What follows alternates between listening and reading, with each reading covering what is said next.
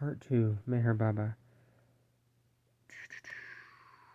When the curtain of your limited, I, is lifted, and it can only disappear through love and love alone, you realize unity and find me is your real self, i.e., God. I say so because it is only I, everywhere, period. There is really nothing like you. It requires cycles and cycles for one to be enlightened with real knowledge of self or God. Therefore, millions upon millions of so-called births and deaths on your part are not sufficient in themselves to lift the veil of your limited eye. It can be removed through love, though, in infinitely less than a split second. All those who are true ascetics, yogis, walis, pirs, and saints are not necessarily God-realized. Only real lovers of God, irrespective of sex, are the true Mardan-e-Kunda, men of God. Even from among 100,000 such of men, though perhaps only one will become God-realized after many cycles. It needs many cycles for just one advanced soul to be realized. When for many years man has longed for God-realization, 1 out of 100,000 such a men achieves it.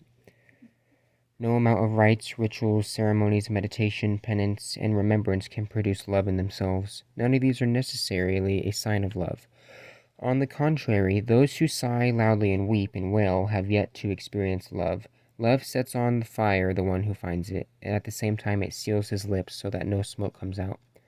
Love is meant to be experienced and not disclosed. What is displayed is not love.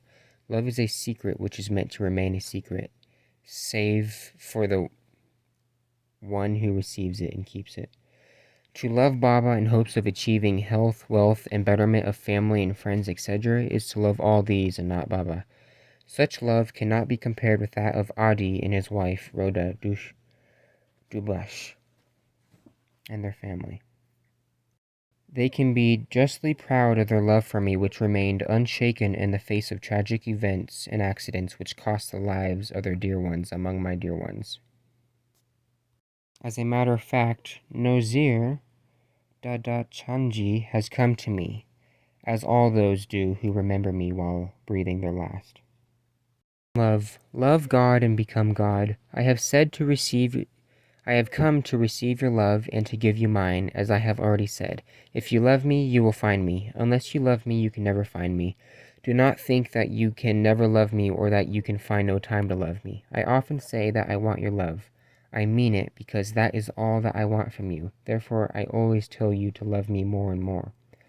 I have also said that you cannot love me as I ought to be loved. To do that, you must first receive the gift of my love, and that gift depends upon absolute pleasure on my part in giving you just a glimpse of the reality of myself.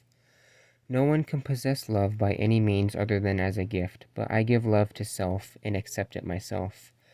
The giving of love knows no law save love, which by itself is the law which governs all other laws of nature. It is always infinitely easy for me to give, but it is not always equally easy for you to receive the gift of my love. Baba paused once again, and his eyes moved over the faces turned patiently, quietly, even sadly towards him. Not one visage in the room indicated that the thinking, feeling, aspiring man behind it interpreted the Master's words in any manner other than he intended them. That the great goal of each human being is the realization of his own oneness with God, and that there can be no greater, no more necessary boon in achieving this goal than the love and the grace of a perfect being who is already one with God. Sometimes it is also infinitely impossible for one to receive that love.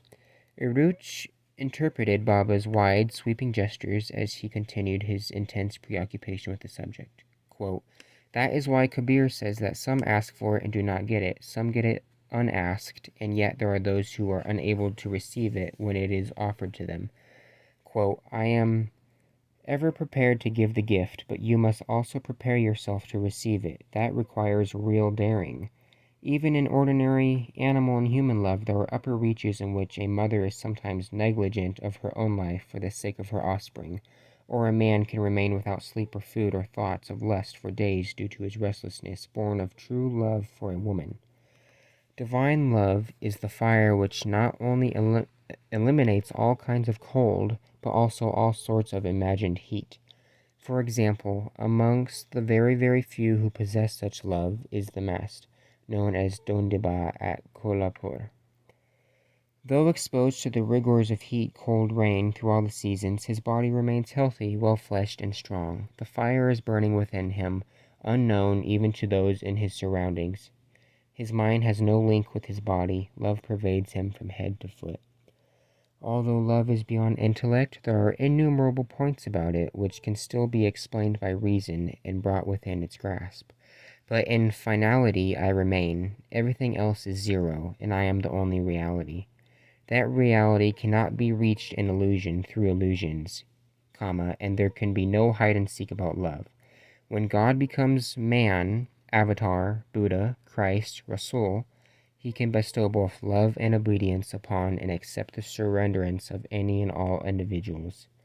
Quote, I say all this as much to those who have been living with or for me all these years, as to those who are only with me now for this moment in Sabas.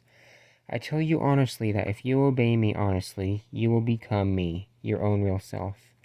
This is not the first time I have said this. For ages past I have been telling all to leave everything and follow me. That means to obey me, so that you may have conscious experience of me. Now is the time when those who obey me will realize me. Obedience, which is greater than love, is the 100% obedience described by Hafiz. Broadly translated, meaning, carry out every command of the master without question, as is becoming to a lucky slave.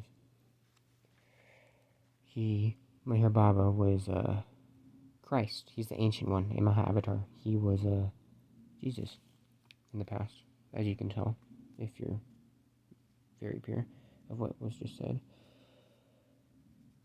Those who cannot spare even a single rupee or penny should not worry. Money has absolutely no connection with love, and love is the only thing of real value.